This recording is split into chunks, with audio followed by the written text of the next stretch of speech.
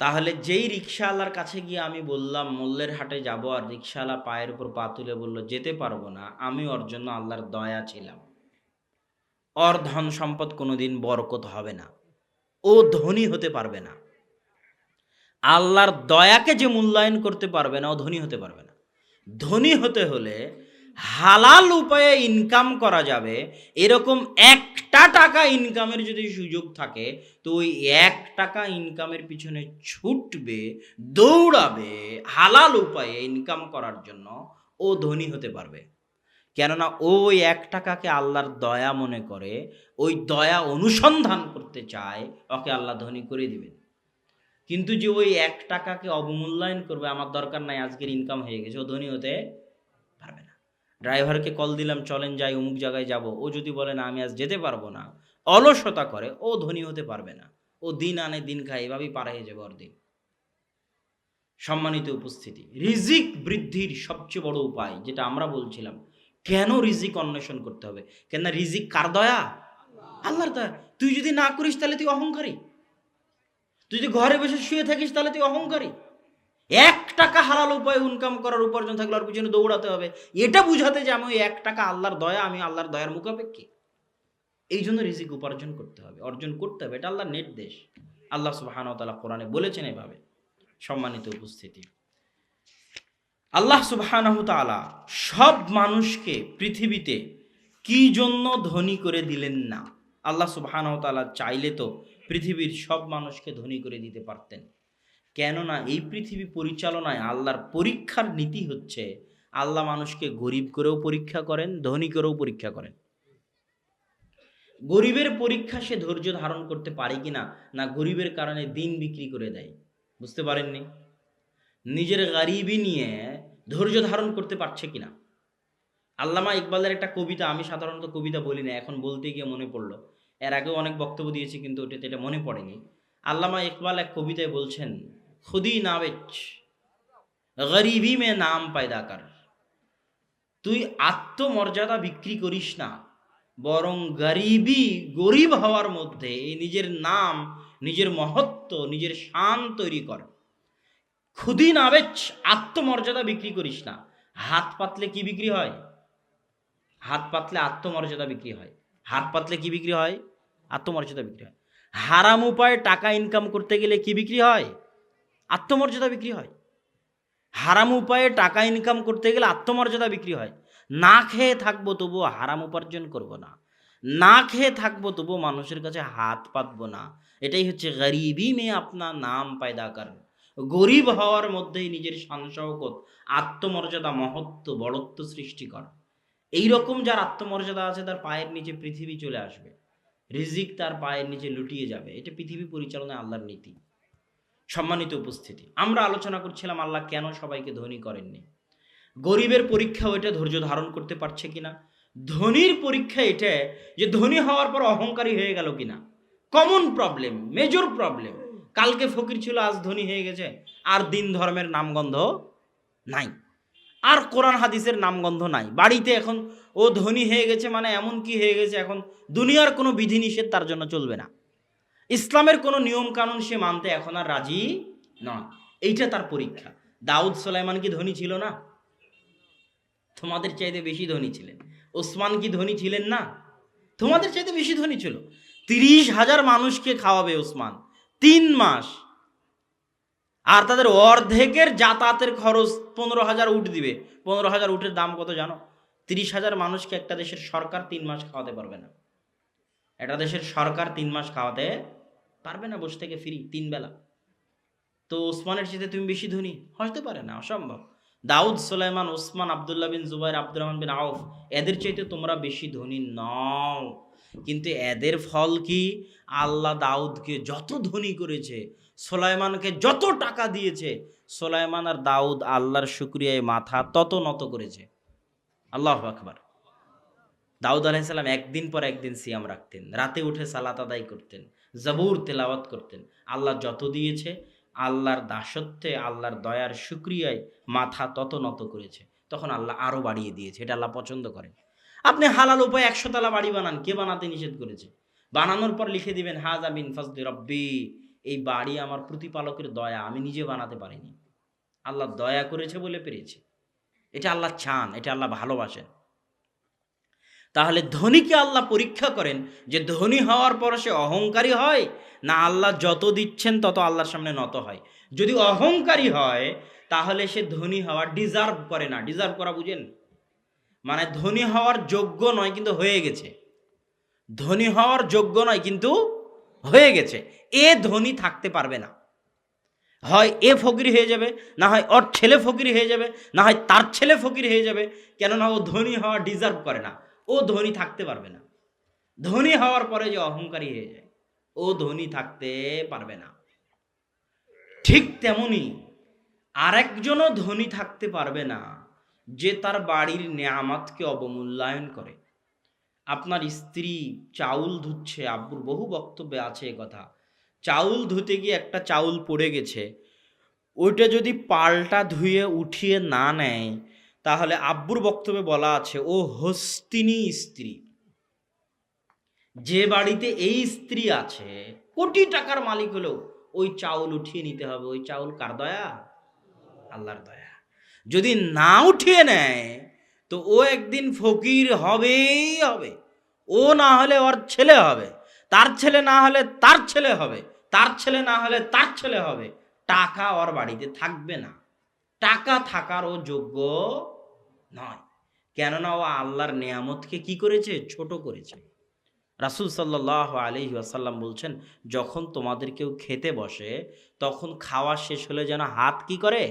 চেটে খায়, প্লেট যেন চেটে খায়। কোথায় বরকত আছে সে জানে না। ওই হাতে লেগে থাকা রিজিকও আল্লাহর দয়া, ওই প্লেটে লেগে থাকা ভাতও আল্লাহর দয়া, ওটাতে বরকত থাকতে পারে। তোমাদের কারো হাত থেকে যদি খাবার পড়ে যায় তো তুলে নিয়ে ময়লা ধুয়ে ফেলে যেন খেয়ে নেয়। ওই খাবারকে যেন শয়তানের জন্য না রাখে, কেন ওই খাবারটা কার দয়া? আল্লাহর দয়া। তাহলে ওই বাড়ির মালিকও ধনী থাকতে পারবে না যেই বাড়ির মালিক ধনী হওয়ার পর অহংকারী হয়ে যায়, আল্লাহকে ভুলে যায়, ধনী হওয়ার পর নেয়ামতের অবমূল্যায়ন করে।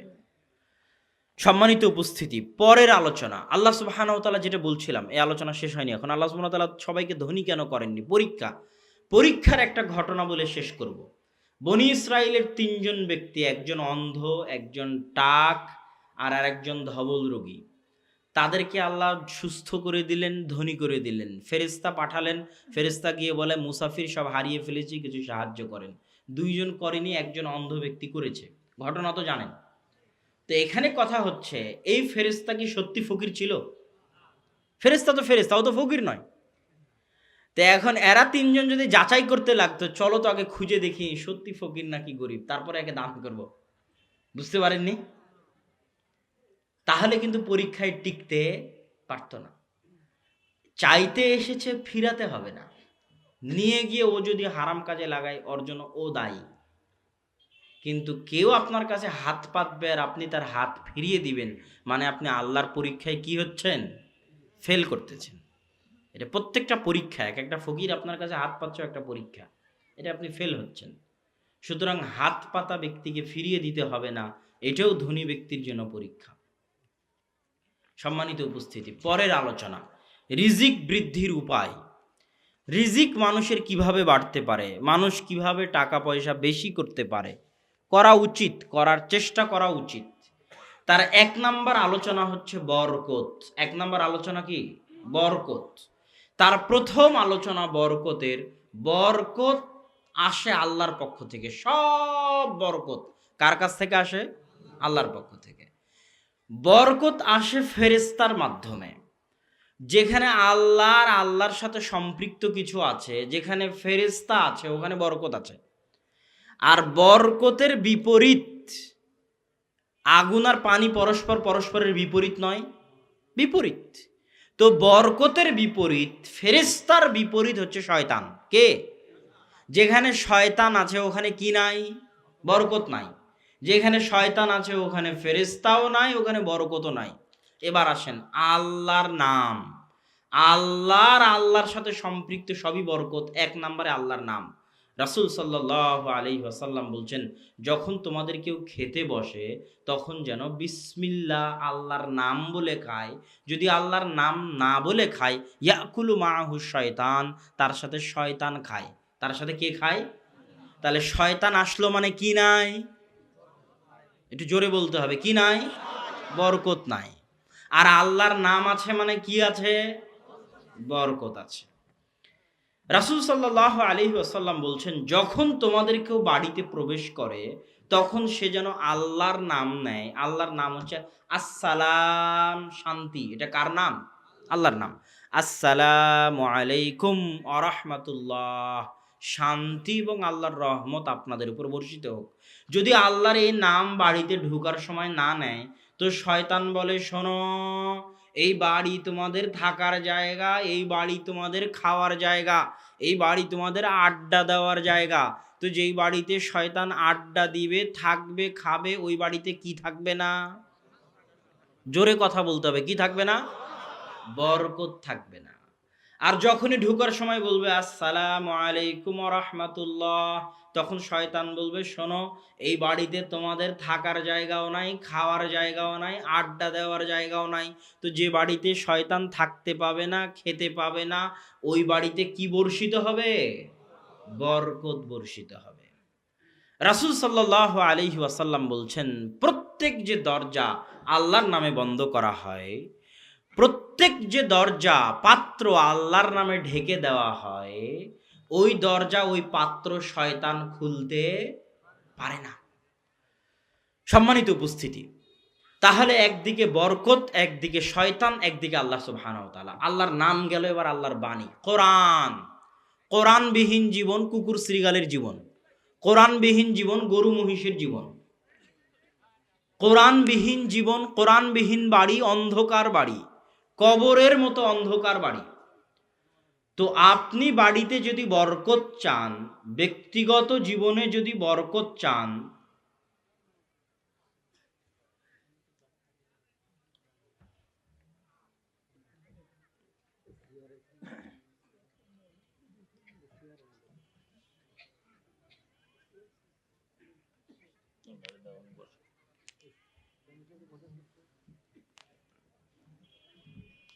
কত বাজে সময়টা একটু দেখেন, দেড় ঘন্টা হয়ে গেল। এই যে আমার চেয়ারম্যান সহযোগিতা করে প্রশাসনিক দিক দিয়ে সব চেয়ারম্যান সাথে ভালো আছেন? আমরাও তো করে আসছি।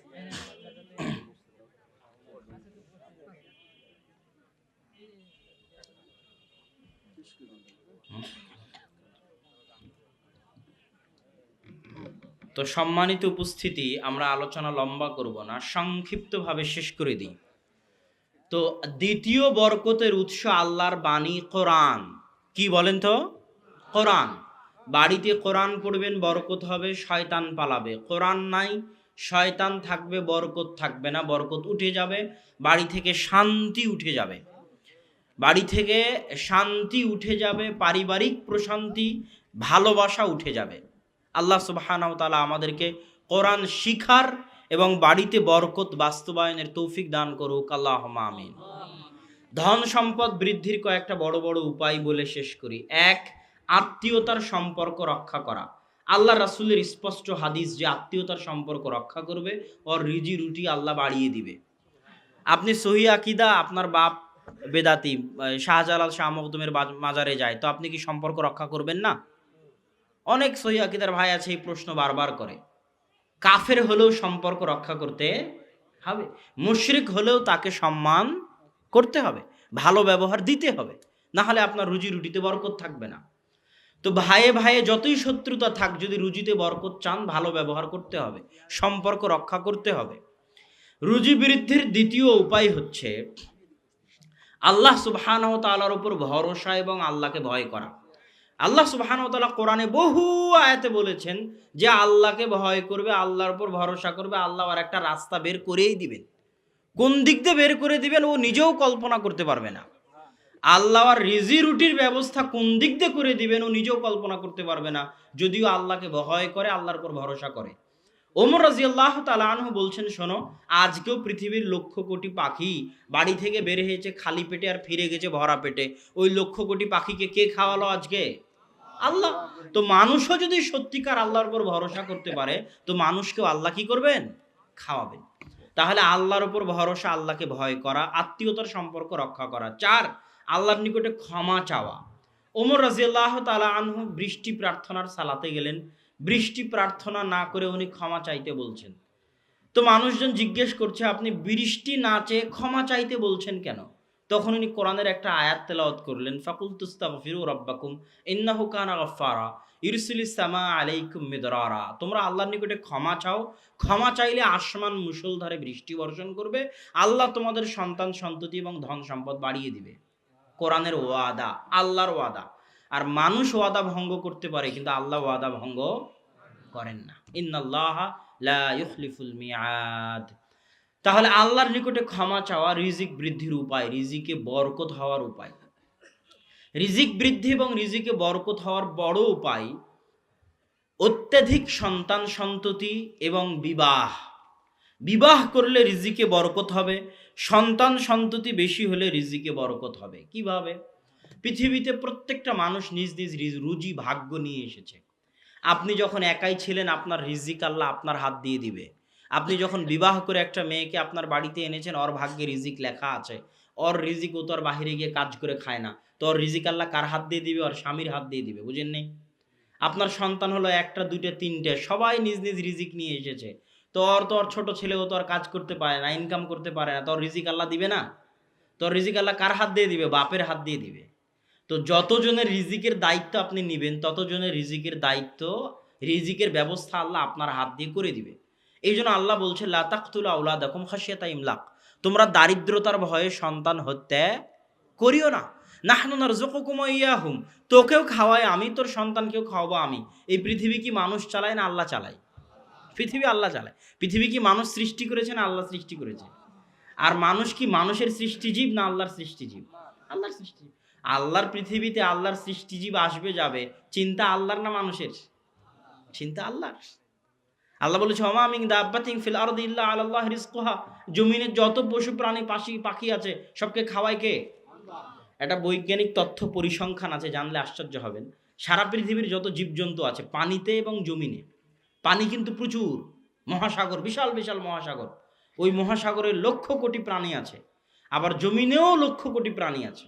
তো এই জমিনের লক্ষ কোটি প্রাণী, মহাসাগরের লক্ষ কোটি প্রাণী একদিনে যা খায়, সারা পৃথিবীর মানুষ একদিনে অত খায় না। তাহলে এই সমুদ্রের লক্ষ কোটি প্রাণী আর এই জমিনের লক্ষ কোটি প্রাণীকে কে খাওয়াচ্ছে? আল্লাহ। অথচ মানুষ একদিনে অত খেতে পারে না, এই সমুদ্র আর জমিনের লক্ষ কোটি প্রাণী একদিনে যত খায়। তো ওদের খাওয়ার ব্যবস্থা যদি আল্লাহ করতে পারে, মানুষের পারবে না? অবশ্যই পারবেন। এই জন্য অন্তরে বিশ্বাস করেন না মুখে বিশ্বাস করেন, এটার প্রমাণ এই জায়গাতে হবে যে সন্তান নিতে গিয়ে সন্তান কম নিবেন, সন্তানকে হত্যা করবেন রিজিকের ভয়ে, তাহলে আপনি মুখে আল্লাহকে বিশ্বাস করেন রিজিকদাতা হিসেবে, অন্তরে নয়। এই জন্য আল্লাহ কোরআনে চ্যালেঞ্জ দিয়ে বলে দিয়েছে যে তোর রিজিকের মালিকও তুই নোস, আপনি আপনার রিজিকের মালিক নন। তোকেও খাওয়াই আমি, তো তোকে যখন এখনো আমি খাওয়াচ্ছি, তোর সন্তানকেও খাওয়াবো আমি। অতএব সন্তান বেশি হলে এবং বিবাহ করলে আল্লাহ সুবহানাহু ওয়া তাআলা রুজি রুটিতে বরকত দিবেন। ব্যস্ততার মধ্যে থাকলে আল্লাহ রুজি কমিয়ে দিবেন, ইবাদতের জন্য সময় বের করলে আল্লাহ রুজি বাড়িয়ে দিবেন। এটা আল্লাহর ওয়াদা। এবং রাসূল সাল্লাল্লাহু আলাইহি ওয়াসাল্লামের হাদিস যে কেউ যদি ইবাদতের জন্য আল্লাহর সময় বের না করে, তো আল্লাহ কোনোদিন আর ব্যস্ততা শেষ করবেন না। আর ব্যস্ততা বাড়তেই থাকবে, বাড়তেই থাকবে, বাড়তেই থাকবে, কোনোদিন শেষ হবে না। আল্লাহ শেষ হতেও দিবেন না।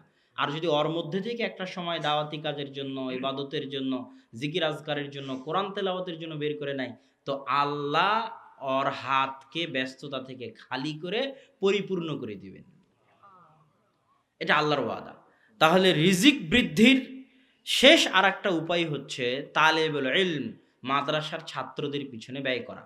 আল্লাহ রাসূলের যুগে দুইজন ভাই, একজন মসজিদে নববীতে পড়ে আর একজন কাজ করে বাড়িতে ইনকাম করে। তো দুইজনেরই খরচ এক ভাইকে চালাতে হয়। ঠিক যেমন দুইজন ভাইয়ের কথা বলতে গিয়ে আব্বুর কথা মনে পড়লো। আব্বু তার ছোট ভাইয়ের সব খরচ বহন করে তাকে পড়াশোনা করিয়েছেন পিতার মতো। তো দুইজন ভাই, এক ভাই কাজ করে আর এক ভাইকে পড়ায়। তো আর এক ভাইয়েরও খরচ বহন করতে হয়, নিজের পরিবারেরও খরচ বহন করতে হয়। আল্লাহ রাসূলের কাছে এসে বলছে, আল্লাহ রাসূল, আমার ভাই পড়াশোনা করে আপনার এখানে, তো ওর জন্যও আমাকে খরচ করতে হয়, আমার নিজের জন্যও করতে হয়। ও যদি আমার সাথে কাজ করতো আমার ইনকামে সুবিধা হতো। তখন রাসূল সাল্লাল্লাহু আলাইহি ওয়াসাল্লাম একটা বাক্য শুধু বলেছেন, লাআল্লাকা তুরযাকু বিহি। তুমি এখন যে রিজিকটা পাও, এই রিজিকটা হয়তো ওর খরচ বহন করার কারণে পাও। তার মানে বুঝতে পারেননি? তুমি যে তোমার এক ভাই যে মসজিদে নববীতে পড়ছে, ওর যে খরচ বহন করছো থাকা খাওয়ার, ওই খরচ বহন করার কারণে তুমি এখন যে রিজিকটা পাচ্ছ ওইটা এখন পাও। যদি ওর খরচ বহন ছেড়ে দাও, রিজিক কমবে, বাড়বে না, বরকত কমে যাবে, বাড়বে না। তো সম্মানিত উপস্থিতি, আল্লাহ সুবহানাহু ওয়া তাআলা আমাদের রিজিক বৃদ্ধির তৌফিক দান করুক, আল্লাহুম্মা আমিন। বইটা আজকে আপনারা বক্তব্য শেষে এখানে পাবেন। এই বক্তব্য আমি অনেক আগেই দিয়েছি, রিজিকের উপর বক্তব্য, আর বক্তব্যের পরে বই লেখা রিজিকের উপর। তো বিস্তারিত আলোচনা তো বক্তব্যের মধ্যে করা গেল না, সংক্ষিপ্ত আলোচনা করলাম। মোটামুটি রিজিকের উপর বিস্তারিত আলোচনা এই বইয়ে আছে, আপনারা নিয়ে যেতে পারবেন আলোচনার শেষে, আব্বুর বক্তব্যের শেষে। জরুরি দুইটা কথা, জামিয়া সালাফিয়া রূপগঞ্জ নারায়ণগঞ্জে ৪-৫ মার্চ সালাফি কনফারেন্স। নাহিদ ভাই আপনাদের এখান থেকে মাঝে মধ্যেই বাস নিয়ে যায়, আপনারা নাহিদ ভাইয়ের সাথে যোগাযোগ করবেন এবং জামিয়া সালাফিয়ার ৪-৫ মার্চ সম্মেলনে অংশগ্রহণ করার চেষ্টা করবেন। জামিয়া সালাফিয়ার জন্য অন্তর থেকে দোয়া করবেন, আল্লাহ যেন কবুল করে, আল্লাহুম্মা আমিন। এবং যাওয়ার সময় অবশ্যই মাসিক আল ইতিসাম নিয়ে যাবেন। আল্লাহ সুবহানাহু ওয়া তাআলা আমাদের জ্ঞানে বরকত দান করুক, আপনাদেরকে দিনের উপর রাখুক, আমাদেরকে দিনের উপর রাখুক, এবং মৃত্যু দান করুক ইমানের উপর, এবং কাউকে যেন কোরআন না শিখে আল্লাহ মৃত্যু দান না করেন। সবাই কোরআন শিখবেন।